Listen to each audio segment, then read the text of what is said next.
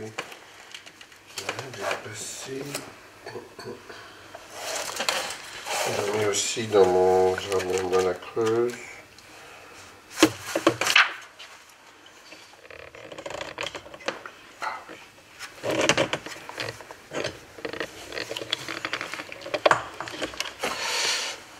Donc, bon, dans un carnet, dans ces carnets-là, qui sont toujours des carnets de dessin, tiens, ça c'est quelque chose que j'avais fait avec Gilles Tiberghien d'ailleurs.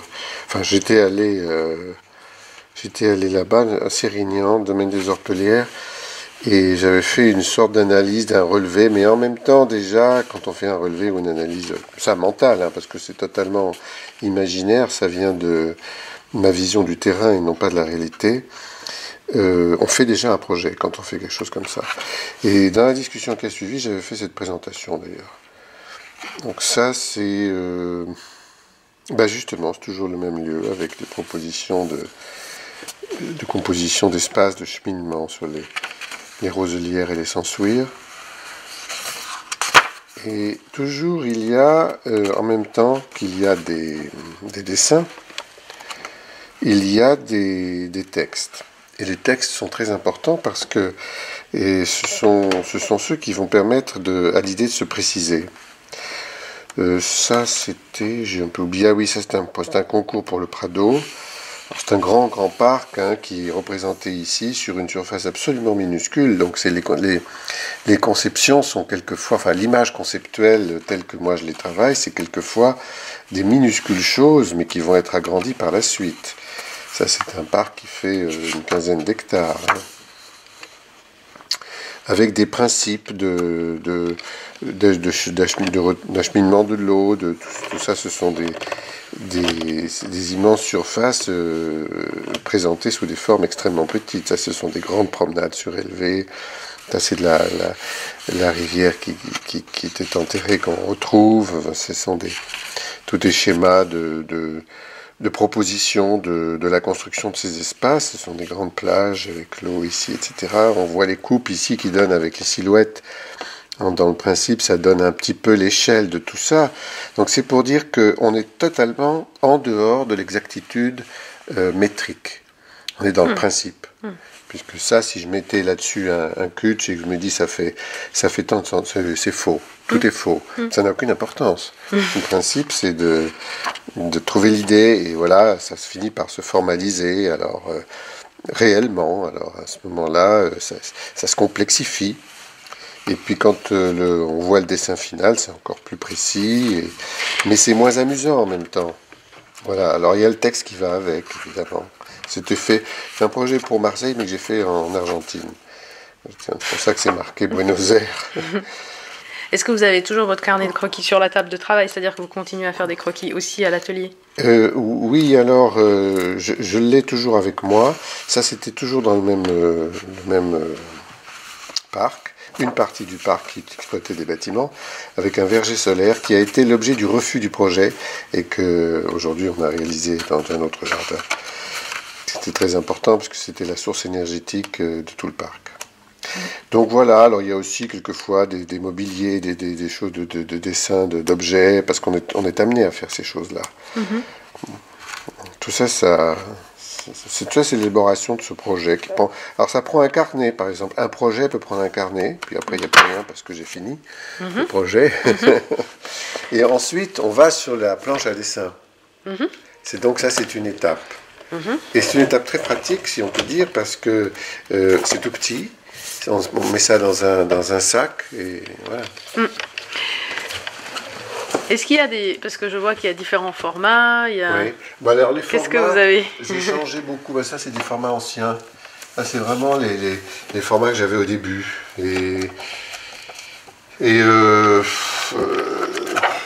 C'est trop grand. Parce que ça se transporte pas très bien dans l'espace. Quand on se promène, ça c'était des choses au Maroc.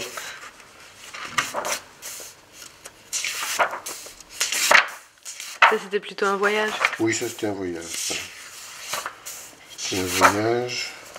Mais c'est combiné, parce qu'il y a les textes qui deviennent parfois des livres. il y a les dessins qui deviennent des projets, puis il y a des espèces de notes, il y a quelquefois même des monstres, enfin il y a de tout. Voilà. Donc, alors, oui, dites-moi. Alors là, les formats qui ne sont plus commodes pour moi sont à peu près ceux-là, sont plus petits. Aujourd'hui, je travaille sur un format, globalement, c'est celui-là à peu près. Voilà. Puis j'ai les vierges qui ne sont pas encore entamées, qui sont là,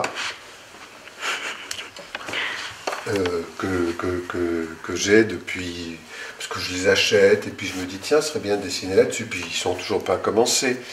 Alors, il y en a même qui ne sont pas pratiques, mais qui sont jolis. Celui-là, je l'ai acheté en Italie, il est très beau, mais j'ai même pas envie de le... Il est tellement beau que vous voulez pas l'entamer. Voilà. Donc vous avez aussi une sorte de plaisir comme ça, esthétique, à avoir votre... Oui. Pour moi, je ne peux pas dessiner sur l'ordinateur. Il est hors de bord, parce que je trouve ça assez compliqué. Mais en plus, c'est hors de question, quoi. C'est pas amusant, c'est pas sensuel. Ça, c'est une vraie sensualité. On a le crayon, on a les couleurs éventuellement. Enfin, moi, c'est surtout le crayon dans ces carnets. Les couleurs, c'est sur les dents. Alors voilà, alors il y a des choses qu'on me donne aussi, puisqu'on sait que je travaille de cette façon. Donc il y a des carnets qu'on m'offre. Petit cadeau. Ça, récemment, je viens d'en avoir 2 comme ça. C'est la comédie française, ils sont très jolis, un petit peu comme... Ah, par contre, ils sont avec des lignes. Ils sont rayés, ceux-là. Alors, ça, c'est plutôt pour les textes. Mais et vous avez des préférences, par exemple, sur les crayons? Est-ce que c'est toujours du 2B Sur les crayons, j'ai pas de préférence. Enfin, si, quand même. Parce que voilà ce que je prends la plupart du temps. C'est un truc qu'on achète dans les gares, parce qu'il y a la petite gomme. Et quand même, ça, c'est hyper précieux. Ça évite d'avoir la gomme à part, qu'on perd. Parce que là, on ne la perd pas. Alors donc, je souhaite quand même que ce soit assez... Ça, c'est du HB 2 en 0,7 mm. C'est une mine qui est assez large et qui est assez grasse. Pas trop. Parce que sinon, ça se t'attache un peu. Mais je ne veux pas le trop sec, parce que je veux pouvoir faire des ombres et aussi faire des choses très sombres, éventuellement. Je travaille avec ça. Donc vous diriez, enfin, ce que vous avez bien voulu me montrer comme ça rapidement, je vois qu'il y a aussi bien des... Bon, il y a les changements d'échelle, ça c'est... Enfin, on pourrait en parler longtemps, mais vous avez aussi bien des plans que des perspectives, Enfin, est-ce que vous diriez qu'il y a un outil de travail de prédilection grâce auquel vous... C'est-à-dire qu'il y avait des coupes aussi, et comment est-ce que vous variez tous ces... Est-ce qu'il y a... Je ne sais pas. C'est-à-dire que c'est un peu le problème. Qu'est-ce que je donne comme document pour qu'on comprenne mon projet, alors que moi, je suis dedans. Moi, je le vois, je sais ce que ça va être, ce que ça va donner, etc. Mais qu'est-ce que je choisis, qu'est-ce que je dessine, que je vais montrer pour qu'on comprenne ce que je veux faire. Et quelquefois, c'est juste des coupes, ça peut suffire, et quelquefois, ça m'arrive un peu plus rarement, parce que c'est beaucoup plus long à faire, c'est des perspectives ou des axonométries. Mais ça, c'est vraiment pour qu'on comprenne, qu'on voit ce que ça donne dans la profondeur, dans l'espace. Division complètement fausse, une axonométrie, c'est un vol d'oiseau, une vue d'un oiseau, on n'est jamais un oiseau.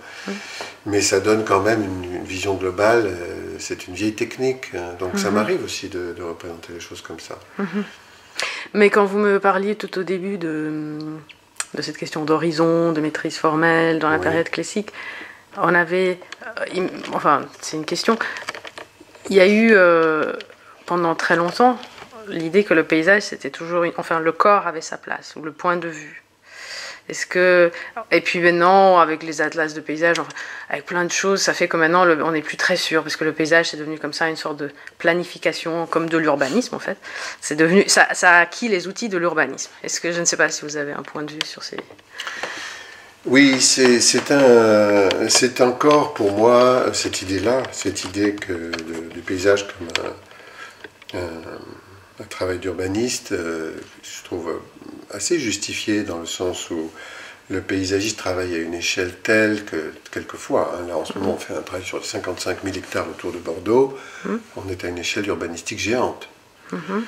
Donc il y a quelque chose de cohérent mais Dans l'approche urbaine ou dans les outils de l'urbanisme. Dans le fait de rapprocher les deux termes, l'urbaniste et le paysagiste, quoi. Et de faire du paysage, enfin de cette idée générale du paysage, quelque chose qui a valeur de fabrication du pays, de fabrication par une planification urbanistique presque du paysage comme un outil. Bon, mais je suis fondamentalement quand même pas d'accord, dans le sens où ça continue à nous faire penser, à nous faire croire que nous allons maîtriser la situation, en faisant de ça des outils de planification et d'évolution dans le temps, une sorte de gigantesque plan d'occupation du sol, quoi, un gigantesque poste.